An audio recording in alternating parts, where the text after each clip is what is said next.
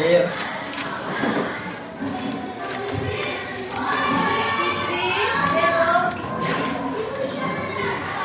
Francisca, Hafuza, Mauli, Medika, Surya, Vino, Zaki, Aprilia, Putri,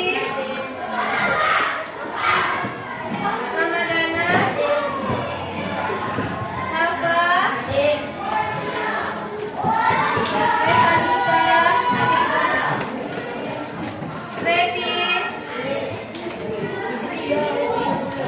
Rifki, Oke. Indiani, Septi, Septi Rangga, Rani, Anastasia.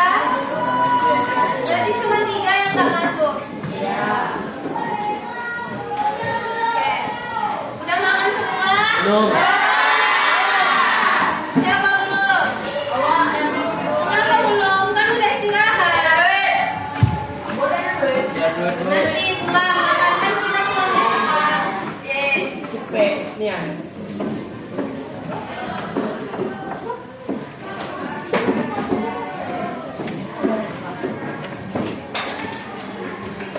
Oke, kita belajar tentang tema 1 yaitu keluarga awal kehidupan. Gede tak bu? Iya, Bu Seta. Pulau. Tema 1.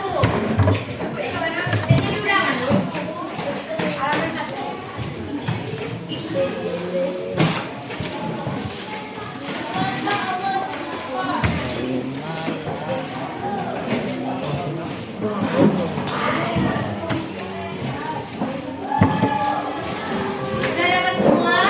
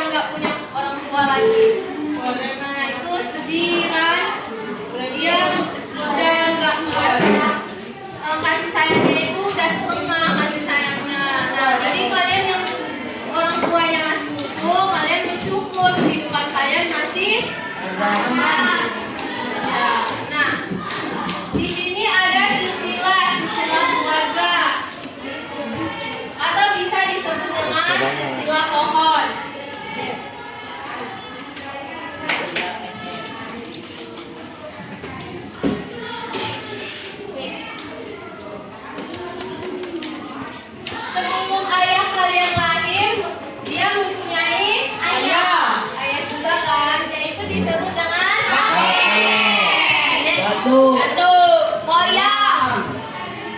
Dendeng. Buyut. Buyut. Hidung. Ayam.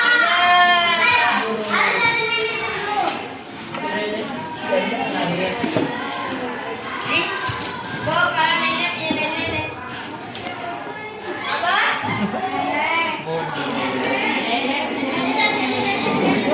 Ya pasti kan kakek kalian punya orang tua, yaitu buyut kalian. Lagi kan punya orang tua lagi. Itu dari sembilan keluarga. Pasti ada keturunan. Nanti kalian menikah juga punya keturunan kok. Enggak kok. Aku punya anak loh. Nah, anak yang kedua disebutnya keturunan. Ibu juga kayak ibu. Sebelum ibu mempunyai nenek. Nenek baru ibu kalian. Baru Dia capek. kalian. Kalian nggak punya anak.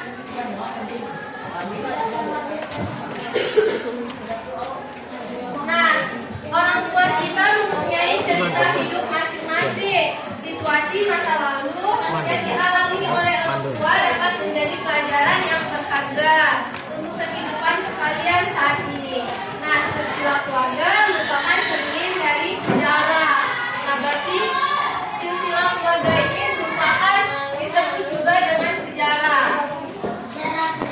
Ya, sejarah keluarga. Nanti kalian juga punya anak, kalian juga menceritakan kisah-kisah kalian. Itu merupakan sejarah juga itu. Nah, kata sejarah berasal dari kata syajarah yang bermakna pohon. Nah, silsilah keluarga yang kalian gambarkan sebelumnya seperti pohon dan peristiwa. Nah, peristiwa keluarga yang terjadi di masa lalu diamati pada masa sekarang dengan melihat jejak-jejaknya seperti kebiasaan, norma, dan benda-benda peninggalan. Di sini ada nggak benda-benda peninggalan di rumahnya? Ada. Apa ya? Jawabnya sama dong, jangan sebut-sebut. Ayo, apa? Foto bu. Ya, foto. Terus apa lagi? Peninggalan sejarah, misalnya kayak pisau gitu.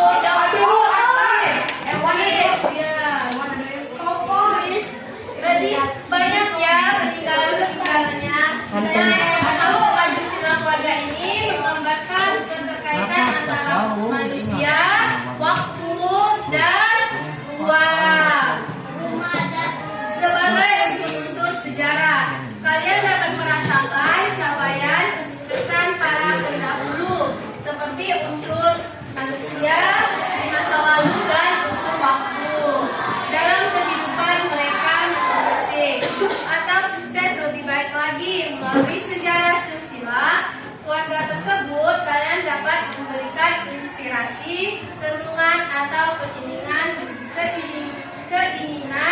telah kalian rencanakan dan perlu kalian wujudkan.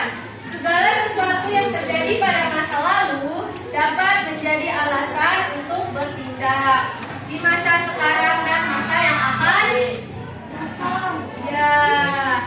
akan datang.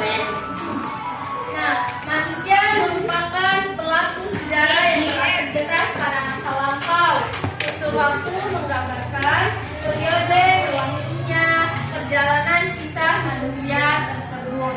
Unsur ruang dalam sejarah berfungsi menjelaskan lokasi dan tempat di mana aktivitas manusia pada masa lampau. Nah, ruang ini merupakan tempat di bumi dalam bentuk perairan di daratan maupun di lautan. Daratan permukaan maupun di dalam bumi yang memiliki kehidupan.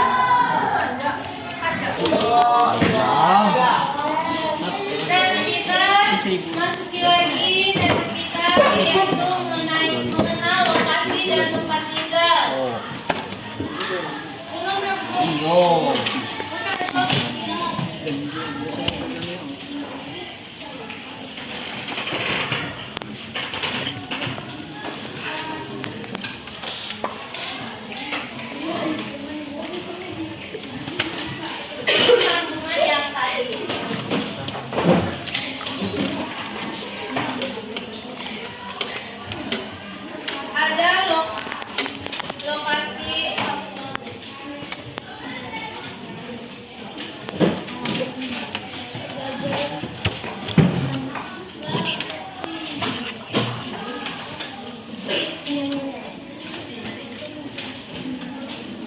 Nah, lokasi absolut adalah letak atau tempat yang dilihat dari garis lintang dan garis bujur. Lokasi absolut adanya tetap karena pedoman pada garis astronomis bumi. Contohnya yaitu letak astronomis Indonesia, yaitu dari 6 derajat di utara. Diam.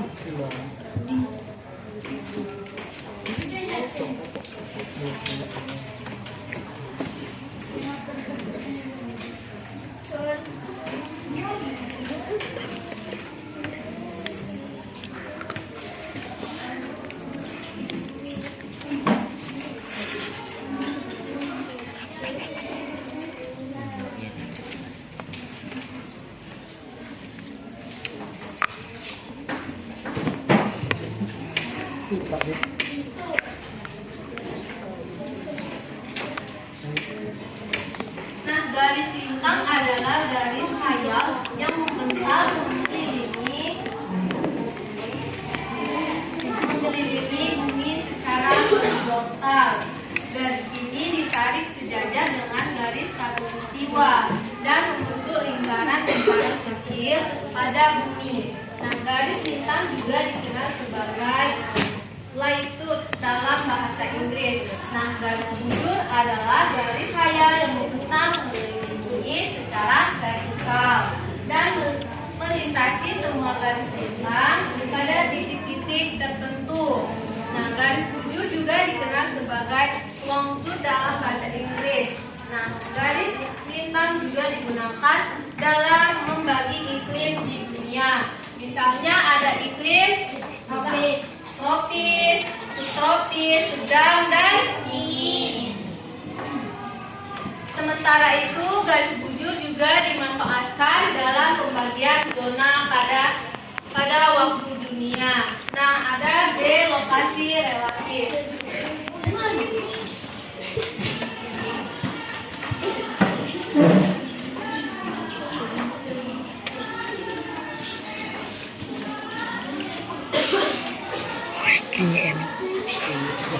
Ada B, lokasi relatif. Lokasi relatif adalah letak atau tempat yang dilihat dari daerah lain dan sekitarnya. Lokasi relatif dapat berganti-ganti sesuai dengan objek yang ada di sekitarnya. Contohnya yaitu lokasi geografis. Negara Indonesia yang terletak di antara dua samudra. Samudra apa? Pasifik. Dan Samudra Pasifik. Ya, Samudra Hindia dan Samudra Pasifik. Serta dua benua. Benua apa? Benua Asia. Ya, yaitu benua Asia dan benua Australia. Nah, seiring makin majunya teknologi, manusia tidak harus mendatangi lokasi secara langsung untuk mengetahui suatu lokasi wilayah karena bisa melihatnya melalui peta hati juga ada. Nah, saat ini peta tidak hanya dalam bentuk kertas tetapi juga dalam bentuk digital. Tanpa disadari kita telah memanfaatkan peta digital dalam kehidupan sehari-hari. Nah, contoh pemanfaatan peta digital dalam kehidupan sehari-hari itu ada 5. Yang pertama ada pengembangan transportasi berbasis online. Nah, yaitu peta digital membantu dalam mengembangkan transportasi berbasis online. Dengan ini terciptanya kemudahan kepada pengguna untuk menemukan transportasi di sekitarnya dengan tarif yang sudah disesuaikan. Seperti kayak kita mau pesan makanan, pasti sekarang kalau kita mager atau malas kita menggunakan Maxim kan? Maxim atau Gojek.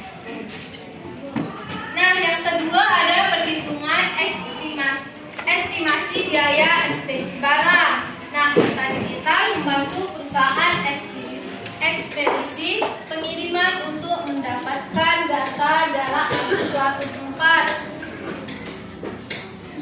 Dengan begitu, mereka bisa mengetahui estimasi biaya pengiriman yang akan dibebankan kepada pelanggan. Nah, disinilah pelanggan juga dapat memperkirakan besaran biaya yang diperlukan.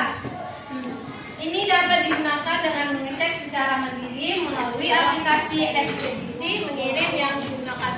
Ini nih kayak JNT itu kan kalau kita mau ngirim barang itu kan kita ke sana kan ke tempat JNT-nya.